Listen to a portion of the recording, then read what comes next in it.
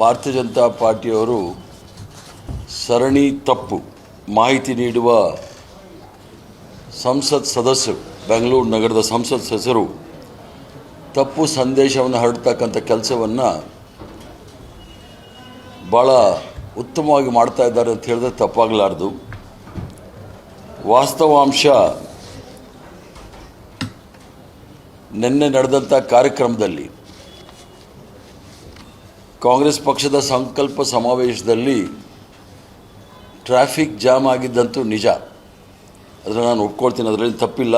ನಾವು ಅದಕ್ಕೋಸ್ಕರ ಭಾನುವಾರ ದಿವಸ ಇಟ್ಕೊಂಡ್ರೆ ಸಾರ್ವಜನಿಕರಿಗೆ ತೊಂದರೆ ಆಗೋದಿಲ್ಲ ಅನ್ನೋ ಉದ್ದೇಶದಿಂದನೇ ನಾವು ಭಾನುವಾರ ಇಟ್ಕೊಂಡಿರ್ತಕ್ಕಂಥದ್ದು. ಸಣ್ಣ ಪುಟ್ಟ ತೊಂದರೆಗಳಾಗಿದೆ, ಅದು ಮಾಧ್ಯಮದಲ್ಲಿ ಸಹ ತಾವು ಹೇಳಿದ್ದೀರಿ, ನಾನಿಲ್ಲ ಅಂತ ಹೇಳೋದಿಲ್ಲ, ಅಲಗೆಳೆಯೋದಿಲ್ಲ. ಇನ್ನೂ ಕೆಲವು ಗಂಭೀರವಾಗಿ ಕೆಲವು ಆರೋಪಗಳು ಬಂದಿದೆ.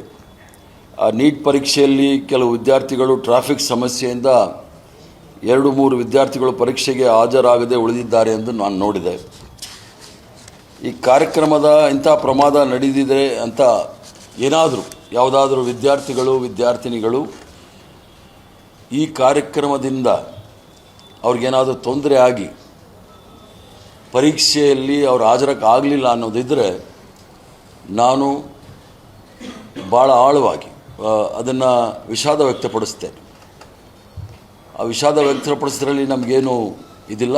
ಇದಕ್ಕೆ ನಾವು ಮುಂಜಾಗ್ರತೆ ಕ್ರಮ ತೆಗೆದುಕೊಳ್ಳೋದ್ರಲ್ಲಿ ನಾವೆಲ್ಲ ಪೊಲೀಸ್ ಅಧಿಕಾರಿಗಳಿಗೆ ಮತ್ತು ನಮ್ಮ ಕಾಂಗ್ರೆಸ್ ಸೇವಾದಳದ ಕಾರ್ಯಕರ್ತರಿಗೆ ಭಾಳ ಸ್ಪಷ್ಟವಾಗಿ ನಾವು ಕೆಲವು ನಿರ್ದೇಶನಗಳನ್ನು ಕೊಟ್ಟಿದ್ವಿ. ಪೊಲೀಸ್ ಅಧಿಕಾರಿಗಳಲ್ಲಿ ನಾವು ಚರ್ಚೆ ಮಾಡಿ ಯಾವ ರೀತಿ ನಾವು ಈ ಕಾರ್ಯಕ್ರಮವನ್ನು ಮಾಡಬೇಕು ಅನ್ನೋದು ಸಹ ಅವ್ರಿಗೆ ವಿವರವಾಗಿ ಹೇಳಿದ್ವಿ.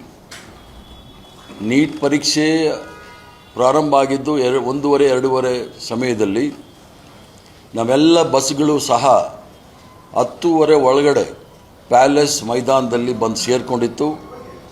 ಎಲ್ಲೂ ಸಹ ಸಮಸ್ಯೆ ಆಗಬಾರ್ದು ಅಂಥೇಳಿ ನಾವು ಪ್ಯಾಲೇಸಲ್ಲಿ ಇರ್ತಕ್ಕಂಥ ಎಲ್ಲ ಮೈದಾನದ ಜಾಗವನ್ನು ತೆಗೆದುಕೊಂಡು ಅಲ್ಲಿ ಎಲ್ಲ ವಾಹನಗಳನ್ನು ಅಲ್ಲಿ ಪಾರ್ಕ್ ಮಾಡಲು ನಾವು ಆಸ್ಪದ ಮಾಡಿಕೊಟ್ಟಿದ್ವಿ. ಆದರೂ ಸಹ ತಪ್ಪು ನಡೆದಿದೆ. ಕೆಲವು ಮಕ್ಕಳು, ಅದರಲ್ಲಿ 2-3 ಮಕ್ಕಳನ್ನ ಭಾಳ ನಿರಂತರವಾಗಿ ಮಾಧ್ಯಮದಲ್ಲಿ ತೋರಿಸ್ತಾ ಇದ್ದರು ಮತ್ತು ಸೋಷಿಯಲ್ ಮೀಡಿಯಾ, ಟ್ರೋಲ್ ಮೀಡಿಯಾದವರು ಆ ಮಕ್ಕಳನ್ನ ತೋರಿಸ್ತಾ ಇದ್ದಾರೆ.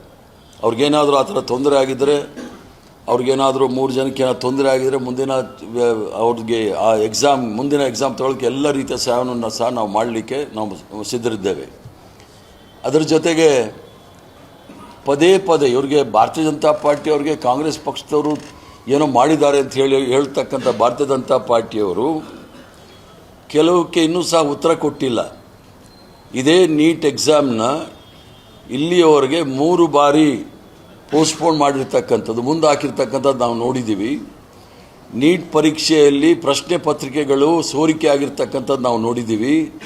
CBSE ಪರೀಕ್ಷೆಗಳಲ್ಲಿ ಪ್ರಶ್ನೆ ಪತ್ರಿಕೆಗಳು ಸೋರಿಕೆ ಆಗಿರೋದು ನಾವು ನೋಡಿದ್ದೀವಿ. ಅದಲ್ಲದೆ ಹೋದ ಬಾರಿ ಸುಮಾರು 12ಕ್ಕೂ ಹೆಚ್ಚು ಜನ ಆತ್ಮಹತ್ಯೆ ಮಾಡಿಕೊಂಡ್ರು. ದೇಶದ ಸರೆಂಡರ್ ಮೋದಿ ಆಗಲಿ ಅಥವಾ ಶಿಕ್ಷಣ ಸಚಿವರಾಗಿರ್ತಕ್ಕಂಥ ಧರ್ಮೇಂದ್ರ ಪ್ರಧಾನರವರಾಗಲಿ ಯಾವುದಾದ್ರೂ ಒಂದೇ ಒಂದು ಆ ವಿಚಾರದಲ್ಲಿ ವಿಷಾದವಾದರೂ ವ್ಯಕ್ತಪಡಿಸಿದ್ದಾರೆ ಅನ್ನೋದು ನಾನು ಕೇಳಲಿಕ್ಕೆ ಇಚ್ಛೆ ಪಡ್ತೇನೆ. ಏನು ಇವತ್ತು ಬೆಂಗಳೂರು ನಗರದ ಸಂಸತ್ ಸದಸ್ಯರು ಏನೋ ನಡಿಬಾರ್ದ ಪ್ರಮಾದ ನಡೆದಿದೆ ಅಂತ ಹೇಳಿ ಲಕ್ಷಾಂತರ ಜನಕ್ಕೆ ಪದೇ ಪರೀಕ್ಷೆ ಬರೀಲಿಕ್ಕೆ ಅವರನ್ನು ಬಲವಂತ ಮಾಡ್ತಾ ಇರತಕ್ಕಂಥದ್ದು ಭಾರತೀಯ ಜನತಾ ಪಾರ್ಟಿ ಅನ್ನೋದನ್ನು ಭಾಳ ಸ್ಪಷ್ಟವಾಗಿ ಹೇಳಲಿಕ್ಕೆ ಬೀಳ್ತೇನೆ. ನೀಟ್ ಪರೀಕ್ಷೆ ಸೋರಿಕೆಯಿಂದ ಲಕ್ಷಾಂತರ ಜನ, ಸುಮಾರು 1,40,00,000 ಜನ ಅವರ ಪರಿಸ್ಥಿತಿ ಏನಾಗಬೇಕು ಹೇಳಿ, ಸೋರಿಕೆಯಿಂದ ಅವರು ಪರೀಕ್ಷೆಯನ್ನು ಮುಂದೂಡಿದರು. ಅವರ ಭವಿಷ್ಯ ಕೂಡ ಅನಿಶ್ಚಿತೆಯಿಂದ ತುಂಬೋಗಿತ್ತು. ದೇಶದಲ್ಲಿ ಮಕ್ಕಳು ಆತ್ಮಹತ್ಯೆ ಮಾಡಿಕೊಂಡ್ರು. ಯಾರಿಗಾದರೂ ಪ್ರಧಾನಮಂತ್ರಿಗಳಾಗಲಿ ಅಥವಾ ಧರ್ಮೇಂದ್ರ ಪ್ರಧಾನ್ ಅವರು ಹೋಗಿ ಆ ಮಕ್ಕಳ ಸ್ಥಿತಿ, ಅವರ ಕುಟುಂಬದ ಸ್ಥಿತಿ ಏನು ಅಂತ ನೋಡಿದಾರಾ ಅನ್ನೋದು ನಾನು ಕೇಳಲಿಕ್ಕೆ ಇಚ್ಛೆ ಬೀಳ್ತೇನೆ.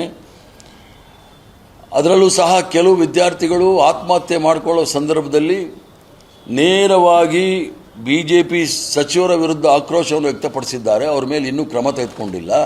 ನಾವು ಈಗಾಗಲೇ ನಮ್ಮೆಲ್ಲರ ಅಚ್ಚುಮೆಚ್ಚಿನ ನಾಯಕರಾದ ರಾಹುಲ್ ಗಾಂಧಿಯವರು ಅವರ ರಾಜೀನಾಮೆಯನ್ನು ಕೇಳಿದ್ದಾರೆ. ಅದಕ್ಕೆ ಇವರು ಸಹ ಯಾರೂ ತಗೊಂಡಿಲ್ಲ. ಇಷ್ಟೆಲ್ಲ ಮಕ್ಕಳು ಆತ್ಮಹತ್ಯೆ ಮಾಡ್ಕೊಳ್ಳೋದಕ್ಕೆ ಲಕ್ಷಾಂತರ ಜನ ಪದೇ ಪದೇ ಪರೀಕ್ಷೆ ಬರೀಲಿಕ್ಕೆ ಕಾರಣಕರ್ತರು ಯಾರು ಅಂತ ಹೇಳಿ ಈ ಒಂದು ಸಂಸದರು ಏನು ಹಬ್ಬಿಸ್ತಾ ಇದ್ದಾರೆ, ಸುಳ್ಳು ಹಬ್ಬಿಸ್ತಾ ಇದ್ದಾರೆ, ಅದ್ರ ಬಗ್ಗೆ ಹೇಳಬೇಕಾಗುತ್ತೆ. ಈಗ ಮೈಸೂರಲ್ಲಿ 1847 ವಿದ್ಯಾರ್ಥಿಗಳು ಆಗಿದ್ದಾರೆ. ಅಲ್ಲಿ ಯಾವ ಕಾರ್ಯಕ್ರಮ ಇತ್ತು? ಯಾದಗಿರಿಯಲ್ಲಿ 286 ಅಭ್ಯರ್ಥಿಗಳು ಹಾಜರಿಯಾಗಿದ್ದಾರೆ. ಅಲ್ಲಿ ದಕ್ಷಿಣ ಕನ್ನಡದಲ್ಲಿ ಆಗಿದೆ. ಅಲ್ಲಿ ಯಾವ ಕಾರ್ಯಕ್ರಮ ಇರಲಿಲ್ಲ. ಇಲ್ಲಿ ರಾಜ್ಯದ ಹಲವೆಡೆ ಪರಿಸ್ಥಿತಿ. ಹಾಗಾದರೆ ಎಲ್ಲ ಜಿಲ್ಲೆಗಳಲ್ಲೂ ಕಾರ್ಯಕ್ರಮ ನಡೀತಾ ಈ ಒಂದು ನೀಟ್ ಪರೀಕ್ಷೆಯಲ್ಲಿ ತೊಂದರೆ ಆಗಿದೆ ಅನ್ನೋದಕ್ಕೆ. ಅದಲ್ಲದೆ ಕೆಲವು ಮಕ್ಕಳು ಟಿ ವಿನಲ್ಲಿ ಬಂದು ಹೇಳಿದ್ರು ನಮಗೆ ತೊಂದರೆ ಆಗಿದೆ ಅಂತ ಗೈರಾಜರಾದ ಮಾತ್ರ ಅವರೆಲ್ಲರೂ ಸಹ ತಾವೇ ಮಾಧ್ಯಮದಲ್ಲಿ ಕೆಲವು ಮಾಧ್ಯಮದವರು ಇಂಟರ್ವ್ಯೂ ಮಾಡಿದ್ದಾರೆ. ಅದರಲ್ಲಿ ನಾವು ಪರೀಕ್ಷೆ ಬರೆದು ಬಂದಿದ್ದೀವಿ ಅಂತಲೂ ಸಹ ಹೇಳಿದ್ದಾರೆ. ಇದನ್ನು ಭಾರತೀಯ ಜನತಾ ಪಾರ್ಟಿಯು ಅವರು ಸುಳ್ಳಿನ ಫ್ಯಾಕ್ಟ್ರಿ ಇಟ್ಕೊಂಡಿರ್ತಕ್ಕಂಥವ್ರು ತಪ್ಪು ದಾರಿಗೆ ಎಳೆಯೋದು ಬೇಡ. ಅವರ ತಪ್ಪನ್ನು ಮರೆಮಾಚಲಿಕ್ಕೋಸ್ಕರ ಯಾವುದೋ ಒಂದು ಕುಂಟು ನೆಪ ಹೇಳಿ ಕಾಂಗ್ರೆಸ್ ಪಕ್ಷದ ಮೇಲೆ ಗೂಬೆ ಕುರಿಸೋದು ಬೇಕಾಗಿಲ್ಲ. ಈ ಒಂದು ದೇಶದಾದ್ಯಂತ ವಿದ್ಯಾರ್ಥಿಗಳು ಆತಂಕದಲ್ಲಿರೋ ಸಂದರ್ಭದಲ್ಲಿ ಯಾವುದೇ ಒಂದು ಪರೀಕ್ಷೆ ತೆಗೆದುಕೊಳ್ಳದೆ ಒಂದು ಫೇಕ್ ಸರ್ಟಿಫಿಕೇಟ್ ಇಟ್ಕೊಂಡಿರ್ತಕ್ಕಂಥ ಪ್ರಧಾನಮಂತ್ರಿಗಳು ಮತ್ತು ಪರೀಕ್ಷಾ ಪೇ ಚರ್ಚಾ ಅದೇನೋ ಮಾಡ್ತಾರೆ,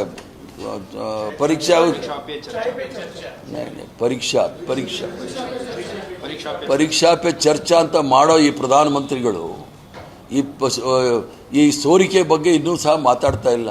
ಅವರು ಒಂದೇ ಒಂದು ಪರೀಕ್ಷೆ ತೆಗೆದುಕೊಂಡಿಲ್ಲ, ಫೇಕ್ ಡಿಗ್ರಿ ಇಟ್ಕೊಂಡಿರ್ತಕ್ಕಂಥ ಮಹಾನುಭಾವ. ಅದ್ರ ಜೊತೆಗೆ ನಾನು BJP ನಾಯಕರನ್ನು ಕೇಳಲು ಒಂದಷ್ಟು ವಿಚಾರನ ಕೇಳ್ತೀನಿ. ನೀಟ್ ಪ್ರಶ್ನೆ ಪತ್ರಿಕೆ ಸೋರಿಕೆಗೆ ಹೊಣೆ ಯಾರು? ದೇಶದ ಲಕ್ಷಾಂತರ ವಿದ್ಯಾರ್ಥಿಗಳ ಮಾನಸಿಕ ಯಾತನೆಗೆ ಯಾರು ಹೊಣೆ? ಆತ್ಮಹತ್ಯೆ ಮಾಡಿಕೊಂಡ ವಿದ್ಯಾರ್ಥಿಗಳ ಕುಟುಂಬಗಳಿಗೆ ಉತ್ತರ ಕೊಡುವವರು ಯಾರು? ಪರೀಕ್ಷಾ ವ್ಯವಸ್ಥೆಯ ಮೇಲೆ ನಂಬಿಕೆ ಕಳೆದು ಹೋಗುವಂತೆ ಮಾಡಿದವರು ಯಾರು? ಈ ಪ್ರಶ್ನೆಗಳಿಗೆ ಉತ್ತರ ನೀಡದೆ ಕಾಂಗ್ರೆಸ್ ಕಾರ್ಯಕ್ರಮವನ್ನು ಗುರಿಯಾಗಿಸಿಕೊಂಡು ಮಾತನಾಡೋದು ನಾಚಿಗೇಡಿತನ ಈ ಭಾರತೀಯ ಜನತಾ ಪಾರ್ಟಿಯವರು. ಕಾಂಗ್ರೆಸ್ ಪಕ್ಷ ವಿದ್ಯಾರ್ಥಿಗಳ ಭವಿಷ್ಯದ ಬಗ್ಗೆ ಕಾಳಜಿ ಹೊಂದಿದೆ. ನಾವು ವಿದ್ಯಾರ್ಥಿಗಳ ಹಕ್ಕುಗಳ ಪರವಾಗಿ ನಿಲ್ಲುತ್ತೇವೆ. ಅದರ BJP ಸರ್ಕಾರ ತನ್ನ ವೈಫಲ್ಯಗಳನ್ನು ಮುಚ್ಚಿ ಹಾಕಲು ರಾಜಕೀಯ ಆರೋಪಗಳನ್ನ ಹಿಂದೆ ಅಡಗಿರ್ತಕ್ಕಂಥದ್ದು ನಾವೆಲ್ಲೂ ಸಹ ನೋಡ್ಬೋದು. ವಿದ್ಯಾರ್ಥಿಗಳ ಬದುಕಿನೊಂದಿಗೆ ಆಟವಾಡಿದವರು ಇಂದು ನೀತಿ ಪಾಠ ಹೇಳಲು ಹೊರಟಿರುವುದು ಈ ದೇಶದ ದುರಂತ. ಮೊದಲು ನೀಟ್ ಹಗರಣದ ಬಗ್ಗೆ ದೇಶಕ್ಕೆ ಕ್ಷಮೆ ಕೇಳಿ, ನಂತರ ಕಾಂಗ್ರೆಸ್ ಪಕ್ಷ ಬಗ್ಗೆ ಮಾತನಾಡಿ ವಿದ್ಯಾರ್ಥಿಗಳ ಭವಿಷ್ಯ ಹಾಳು ಮಾಡಿದವರ ಬಾಯಲ್ಲಿ ನೈತಿಕತೆ ಮಾತುಗಳು ಶೋಭಿಸುವುದಿಲ್ಲ. ಮೊದಲು ಈ ದೇಶದ ಶಿಕ್ಷಣ ಸಚಿವ ರಾಜೀನಾಮೆ ಕೊಡಬೇಕು. ಇದರ ಮೊದಲು ಶಿವರಾಜ್ ಸಿಂಗ್ ಚೌಹಾಣ್ ಮಧ್ಯಪ್ರದೇಶದ ಮುಖ್ಯಮಂತ್ರಿಗಳಾಗಿದ್ದಾಗ ವ್ಯಾಪಮ್ ಘೋಟಾಳ ಅಂತ ಆಗಿತ್ತು. ಅದರಲ್ಲಿ ಸುಮಾರು 45 ಜನ ಕೊಲೆ ಆಗಿದ್ದಾರೆ. 45 ಜನ ಕೊಲೆ ಆಗಿದೆ. ಆ ಒಂದು ಪ್ರಕರಣ ಇವತ್ತಿಗೂ ಸಹ ಈಚೆ ಬರ್ತಾ ಇಲ್ಲ.